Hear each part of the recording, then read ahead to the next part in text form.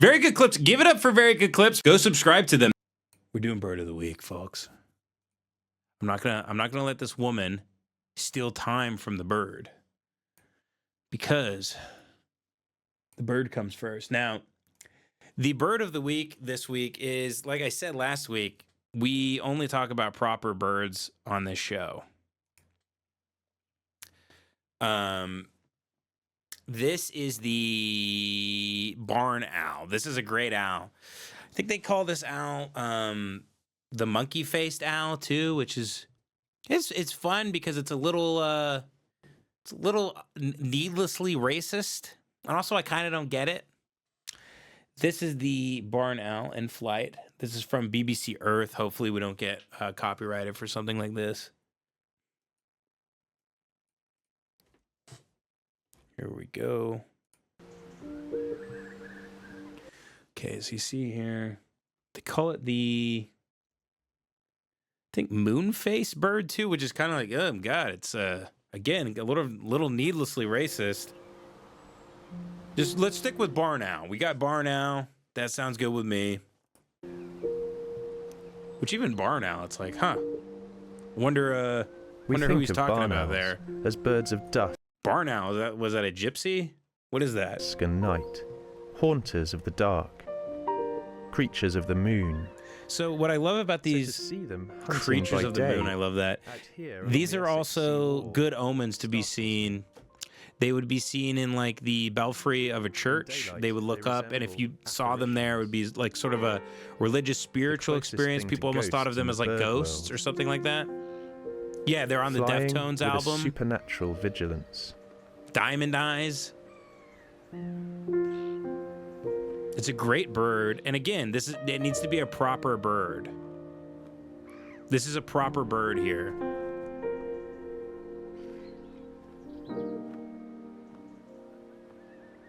To me, they set the land over which they move alight with wildness. They're not that big. They're not as big as the great horned owl, I don't think. They pass through the air, these birds, with the silence of falling snow. Isn't that nice?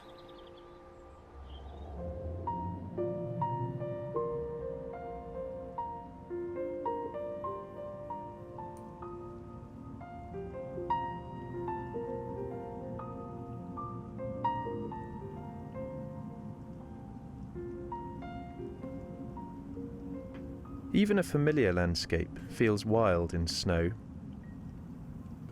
Edward Thomas, an English poet whose writing I love, knew this well.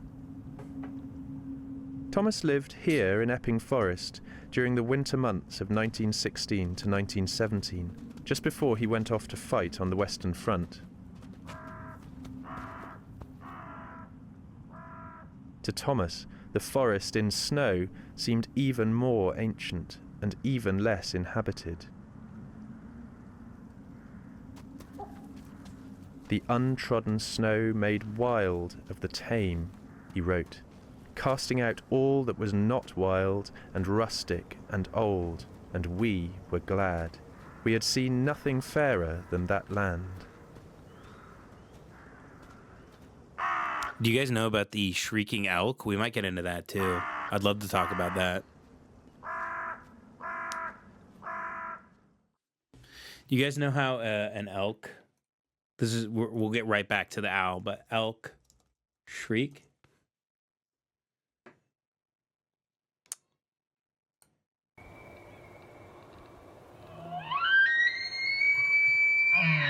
Did you guys know that?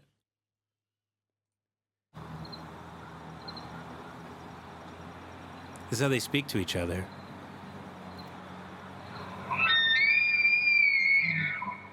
I bet you didn't know that. I bet if you're smoking a little ganja right now, it's freaking you out. Cheers.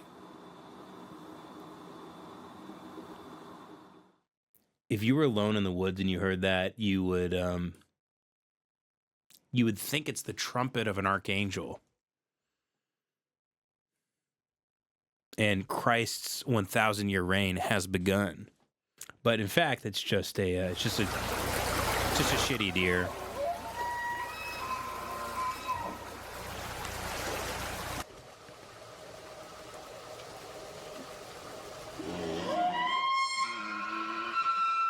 So now what's interesting is Shriek Evolution. I'll play this for you guys so you can see this animation. Someone made an animation on why elks do this. Hold on, let me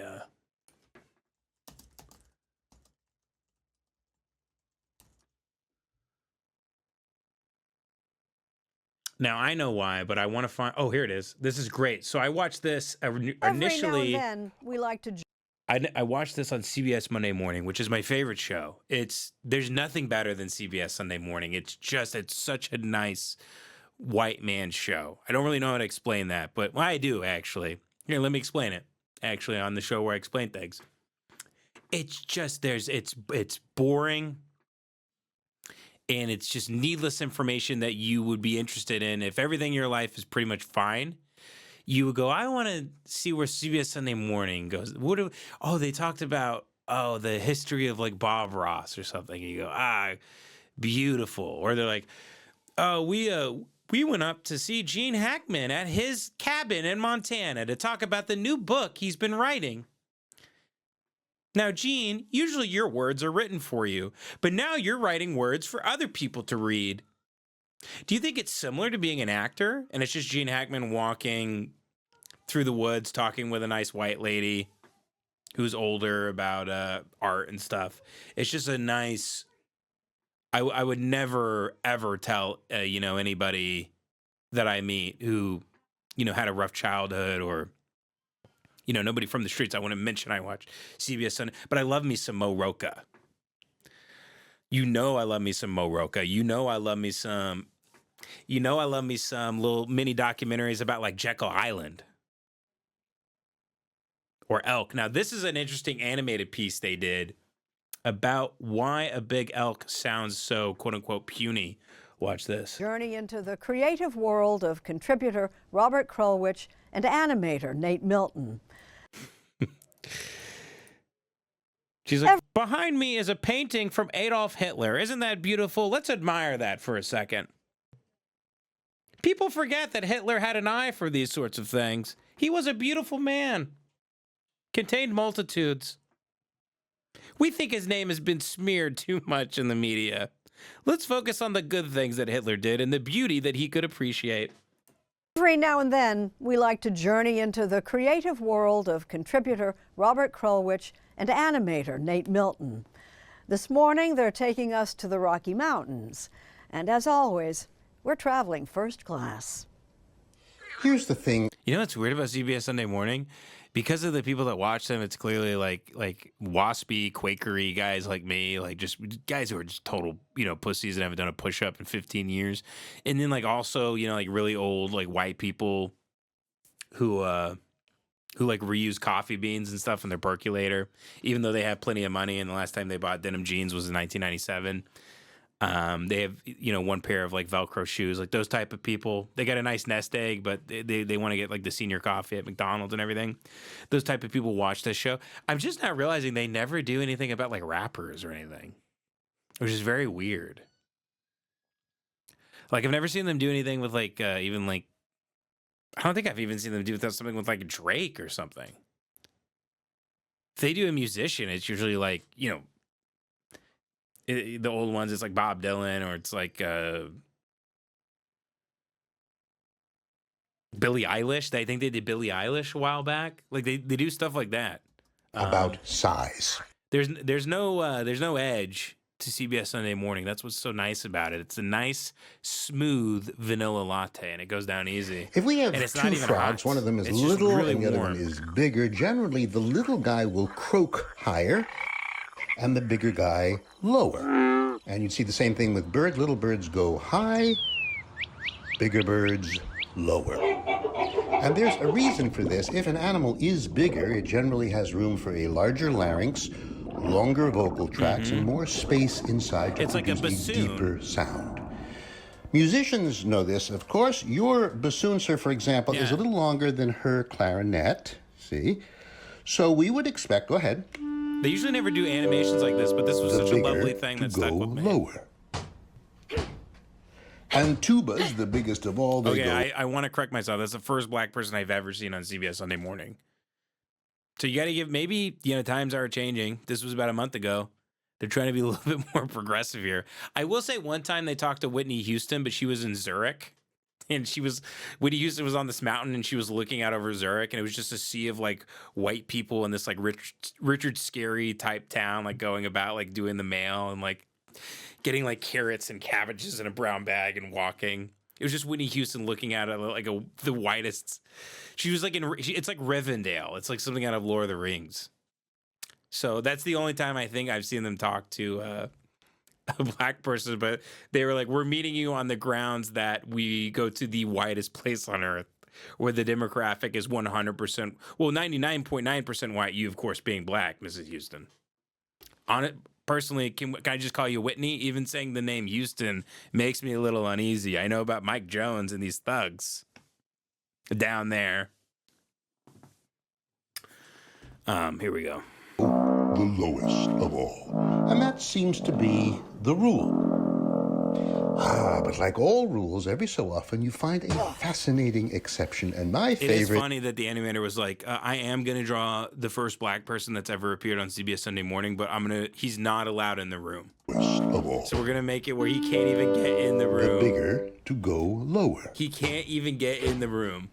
And Tuba's the biggest of all. They go the low. That's any African American gentleman trying to do an interview with CBS Sunday Morning. He just can't get in. Of all. And that seems to be the rule.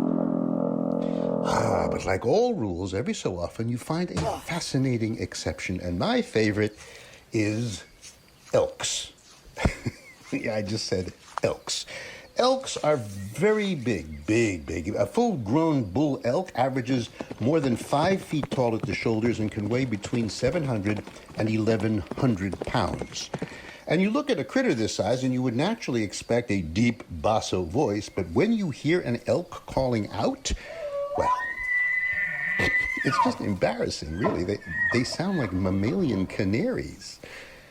I think puny's the wrong word here, by the way, but I understand why they would say that. To me, that's just a magnificent, hellish, cacodemonic. How about that word? Cacodemonic. Shriek. That's something from the underworld to me. That's not puny. That'd scare the hell out of me.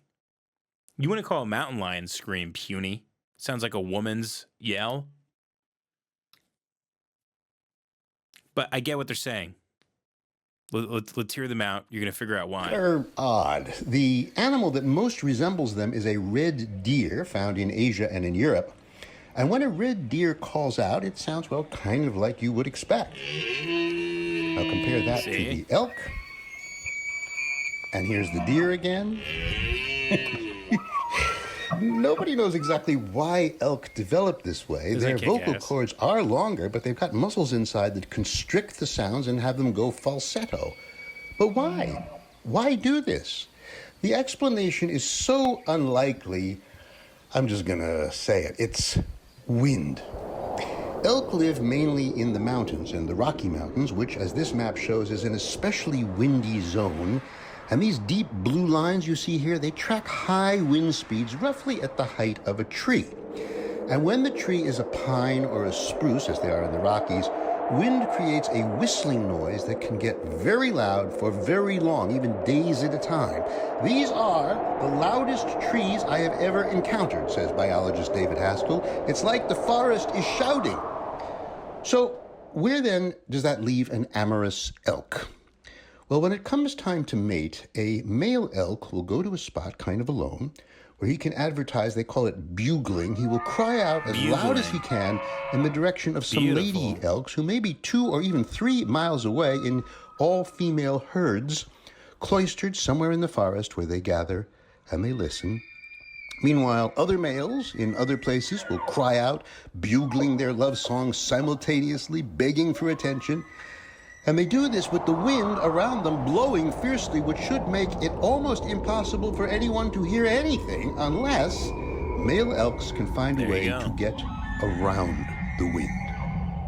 Nature gives them a choice. They can either pitch their voices go up or low low. This is down under the interesting. wind, or higher and higher up over the wind. Either way works. So it exists on the and evolution, spectrum. it seems, has chosen the higher route.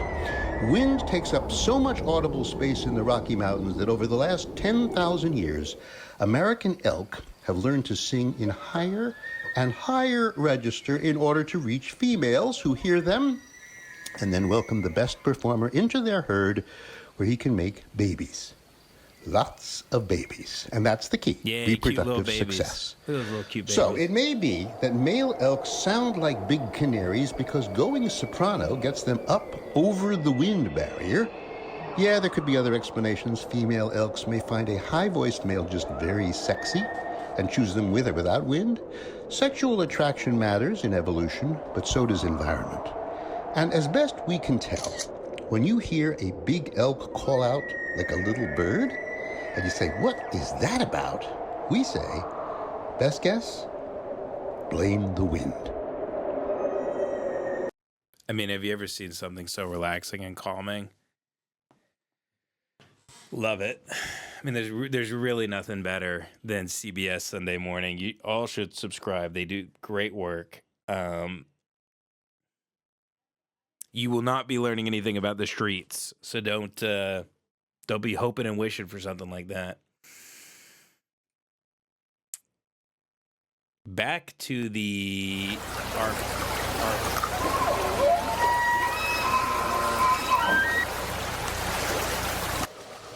Wait, what the hell?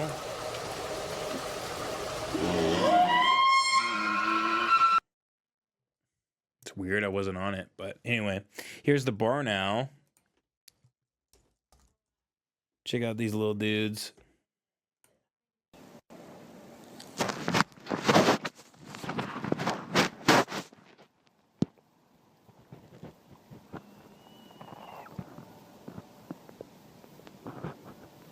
Aren't they beautiful? It's really just a proper bird. It's much like the they kind of stick together and hiss. And then obviously, why wouldn't they? They're being kept on the ground in like there's no way for a barn owl to live. They're barn owls for Pete's sake. So I would like to real quick. Let me turn up my Bluetooth on my phone. Play sounds of the barn owl. Hold the phone. Now, this isn't, they are everywhere in the United States for the most part, except for like up in like Michigan and Wisconsin and Montana, but pretty much the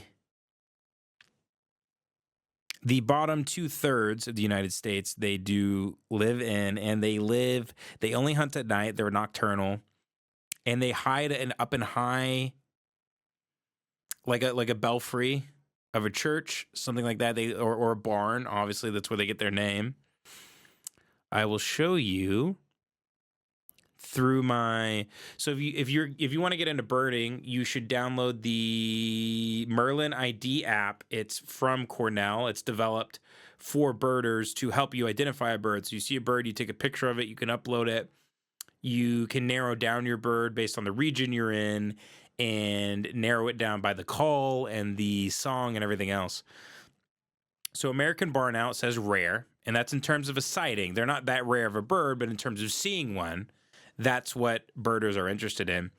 Medium-sized owl with a heart-shaped facial disc and deep, dark eyes, the only Taito owl present across most of its range. Varies across a wide range, but always note white and black speckling on the upper parts, beautiful gray and tawny wings, and a large round head. Color of the facial disc and underparts varies from pure white to rusty orange. Hunts in open areas by night, foraging with a slow and buoyant flight. So you're going to have to catch one of these things, at night. That's tough. I mean, sometimes there's bats in the air and you don't see those little guys going around, so... This you might have a little bit more luck with because it's white. The only time I've really been able to see owls at night is I can see the silhouette of them against the stars or by the light of the moon or something like that. Let's see. Roots in old buildings, tree hollows, caves, and nest boxes by night gives a bone-chilling, rising shriek, as well as shorter rasping calls and insect-like clicks. Now, this is a thing of beauty, and I want to show this now. Here's a call.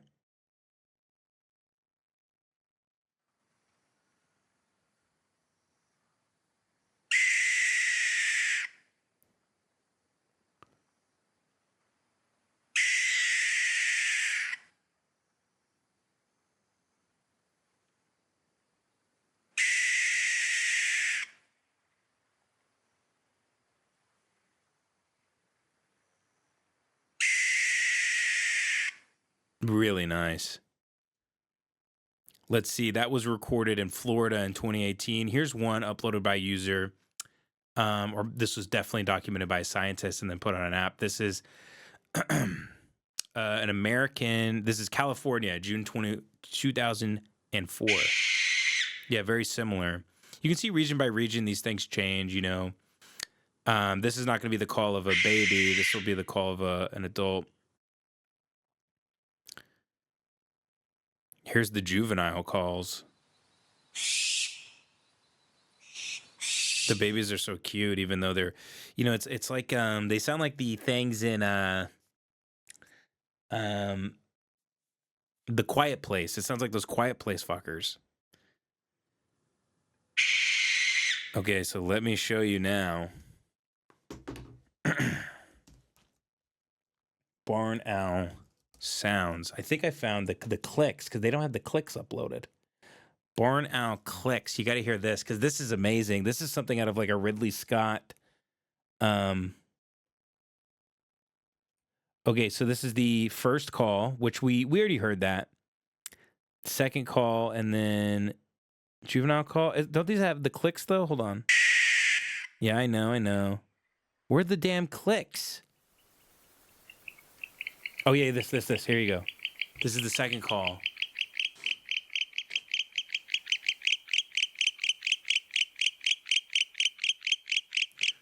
It's like Predator. It's like a weird, like cute, like if you were making like a TV show like Baby Muppets, but you were doing that with Predator, that would be like when its little things are playing. That'd be like the baby. Like it's a predator. It cracks out of an egg in a scene, and that would be the little shriek it makes.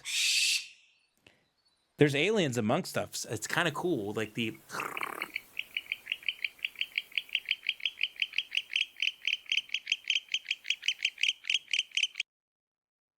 It's fantastic. Here's Buddy the barn owl making cute owl noises. Look at the way he moves. What are you doing? Buddy. Really hate that he's in shackles. That pisses me off. Lady, you can't keep an angel in a jar, okay? Something bad's gonna happen to you. This is absolutely abuse. Unless you're, nursing the owl back to health because it was injured, you saved its life. It's bad to assume the worst in people and situations. But you're on the internet, so I can only assume you're some sort of weird lonely freak that tortures animals. If I see you upload a video of one, which that's not fair. Oh, that's not a barn owl. And by the way, all this shit is AI slop stuff. Like I saw a bunch of owl stuff that's just not even real, and it makes me sad. So much bird AI slop.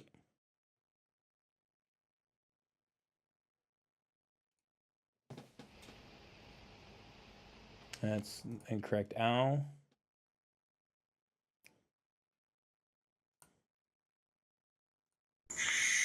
Look at him. This is great. Look at these guys. This is amazing footage.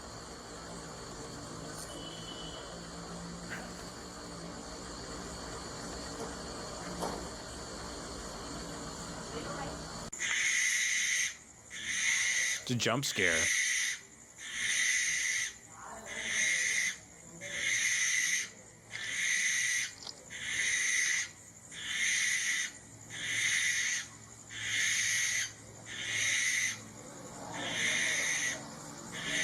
I mean, it's a thing of dreams. Look at that.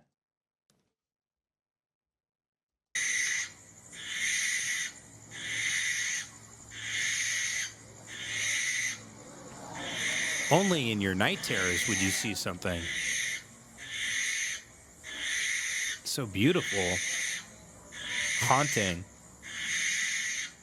Owls are really the the archangels of the world, I think. They are manifestations of very, very powerful, ominous, beautiful, but haunting things. They're really incredible.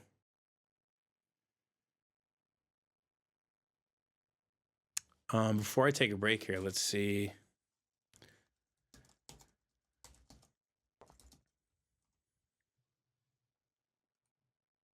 They have the silent flight, incredible hearing. It's typical of most owls. Unique facial features that help them locate prey in the dark. They have asymmetrical ears and can memorize sounds. That's cool.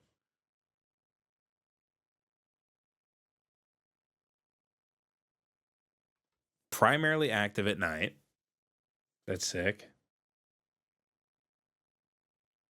Says they like mice and voles. What is a vole? I don't think I've ever heard that word. A vole is a rodent. It's obviously a rodent, but what is it? Is it like a mole? Compact rodents with stocky bodies, short legs, and tails. Oh, they're like related to hamsters. That's cool. This is a vole. That's so sick. They're kind of cute.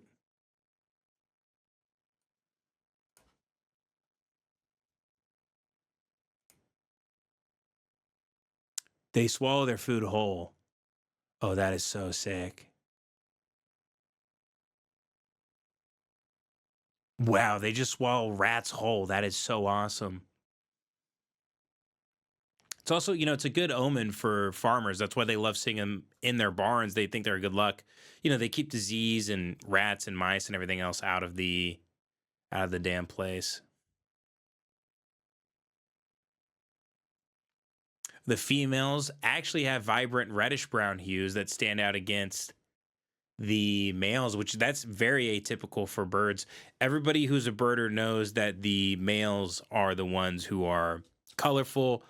Every female bird across the board is gray or dull. They have no hue to them.